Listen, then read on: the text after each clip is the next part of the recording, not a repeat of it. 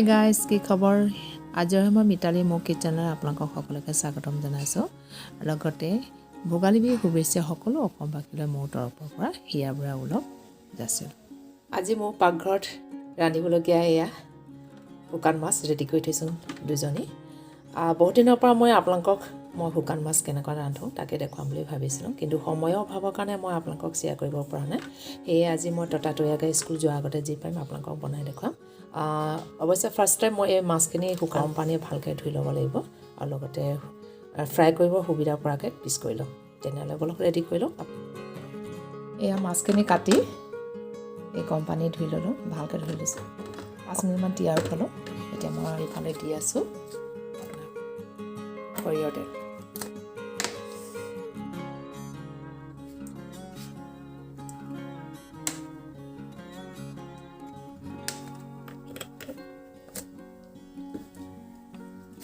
তেলখিনি পকিবলৈ দিওঁ, তাৰপিছত ফ্ৰাই কৰি ল'ব।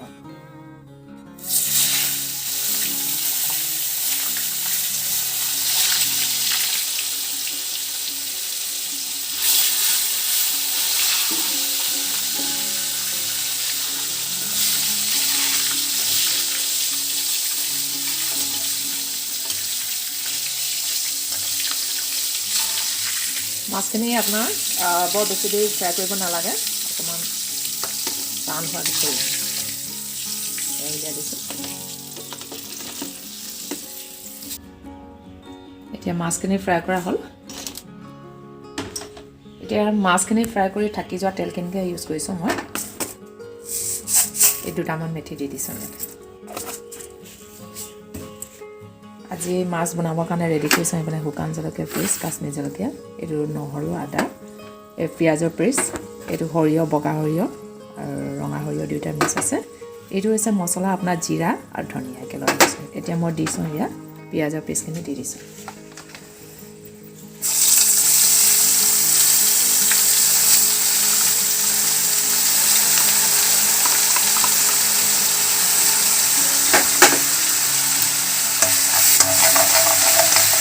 গেছটো একেবাৰে ল' ফ্লেমত দিব, কাৰণ তেলখিনি এনেও গৰম হৈ আছে।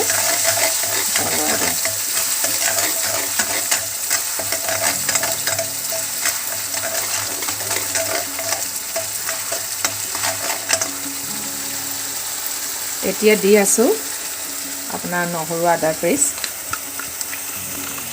নহৰু এটা জোখৰ দিছোঁ, আদাৰ এডোখৰ দিছোঁ। এতিয়া দি আছোঁ আপোনাৰ জিৰা ধনিয়া পেষ্টখন দি দিছোঁ।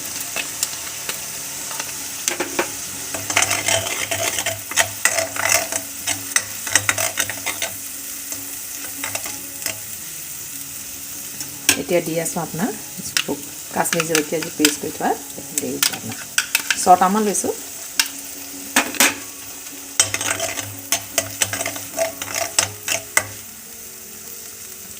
এতিয়া গেছ অকণমান বঢ়াই এতিয়া দিছোঁ আপোনাৰ জোখৰ পৰিমাণে নিমখ 1 চামুচ দি দিছোঁ,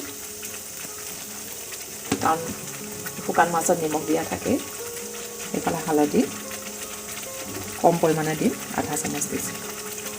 অকণমান কালাৰ কাৰণে কালাৰ মিক্স ৰং জলকীয়া অকণমান দি দিছোঁ। এতিয়া মই লাষ্টত দিছোঁ আপোনাৰ সৰিয়হ পেষ্টখিনি।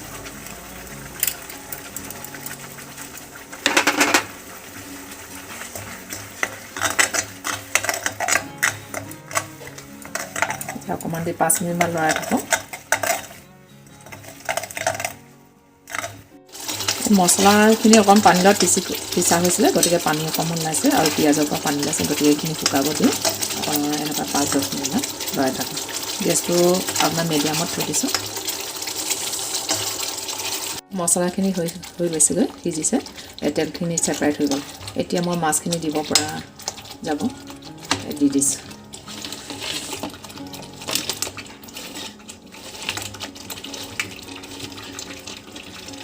আপোনাৰ 5 মিনিটমান উতলালে হ'ব, কাৰণ ফ্ৰাই কৰা মাছ জোখৰ পৰিমাণে অকণমান গ্ৰেভি হ'ব, গতিকে ইমানখিনি দিলেও হ'ব পানী।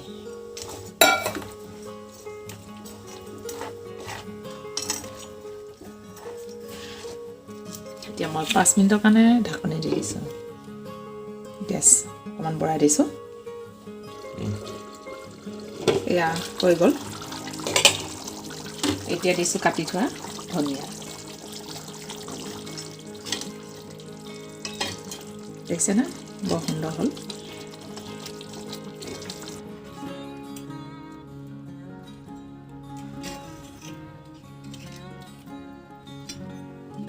এয়া ধুনীয়া কালাৰ হ'ল নিশ্চয় টেষ্টি হ'ব বুলি আশা ৰাখিছোঁ কেনেকুৱা লাগিছে আপোনালোকেও নিজে বনাই খাই মেলি মোক কমেণ্টত জনাব আৰু ভাল লাগিলে লাইক কৰিব আৰু পুনৰ নতুন ভিডিঅ'ত লগ পাম তেতিয়ালৈ আজিলৈ মই মিতালী আপোনালোকৰ বিদায় লৈছোঁ